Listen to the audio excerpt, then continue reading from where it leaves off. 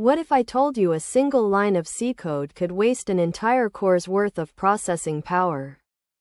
In today's Tech News Roundup, we uncover the shocking hidden cost of closures in C, and why most devs are blind to it.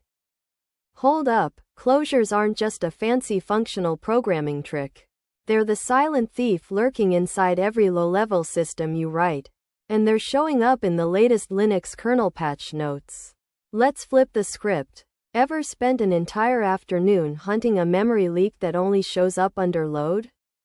You're not alone. The pain of invisible heap allocations, cache thrashing, and mysterious latency spikes is the daily grind for thousands of C programmers. In the latest tech news, analysts point to closures as the hidden culprit behind the 23% performance drop reported by major telecom firms. What if you could keep the expressive power of closures without paying the price? In the next 10 minutes, I'll reveal a 3-step pattern that lets you rewrite those closures into stack-allocated functors.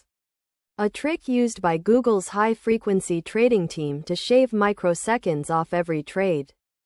First, let's demystify the closure implementation in plain C.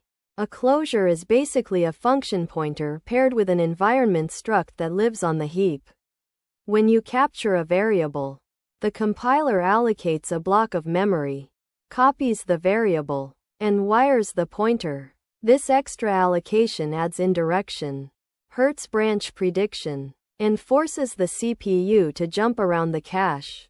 We'll dissect a real-world example, line by line, and measure the cost with perf.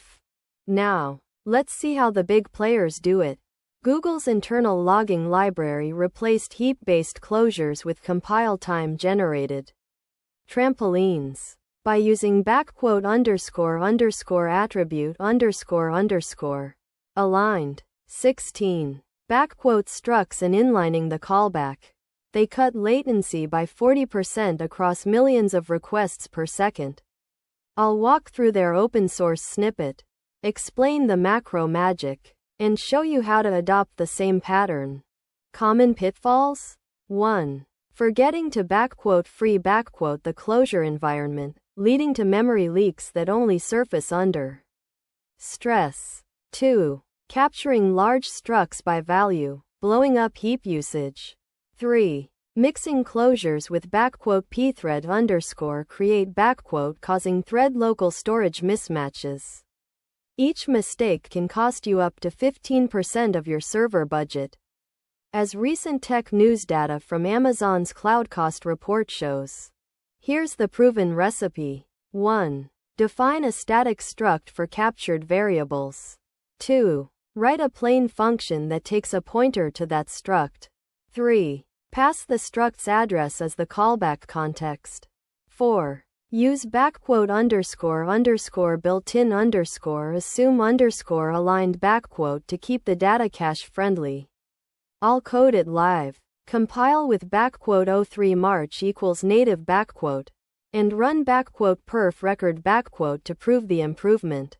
The numbers speak for themselves.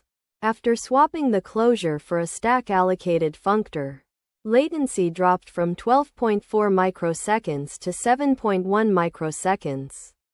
Heap allocations fell by 82%, and overall CPU usage shaved off 13% across a simulated 10 million request load. That's the kind of edge that turns a good service into a market leader. For the true performance ninjas, there's a premium technique. Zero-cost closures using __ built-in trampoline on Linux. It creates an on-stack executable stub, eliminating heap allocation entirely. It's a bit hacky, but Netflix's streaming stack uses it to keep per-frame overhead under 2 microseconds. I'll give you the minimal implementation and the safety checklist. If you found this deep dive into closure costs useful, smash that subscribe button. Join the Discord community where we dissect the latest tech news every week. And stay tuned for our next video where we tear apart lock-free queues in C++. See you on the other side of performance.